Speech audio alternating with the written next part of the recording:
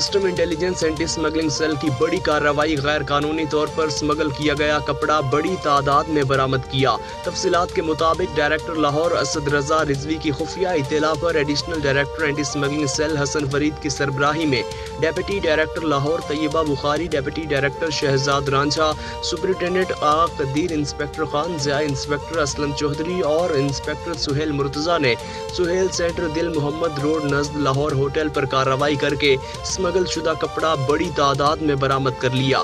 Director Lahore Asad Raza Rizvi वो खुफिया इत्तला मिली कि लाहौर होटल के करीब स्मगल शुदा कपड़ा बड़ी तादाद में आ रहा है, जिस पर डायरेक्टर लाहौर की हिदायत पर एडिशनल डायरेक्टर हसन फरीद ने अपनी टीम के हमरा कार्रवाई करके स्मगल शुदा कपड़ा बरामद कर लिया, जिसकी मार्केट में कीमत तकरीबन 30 मिलियन है।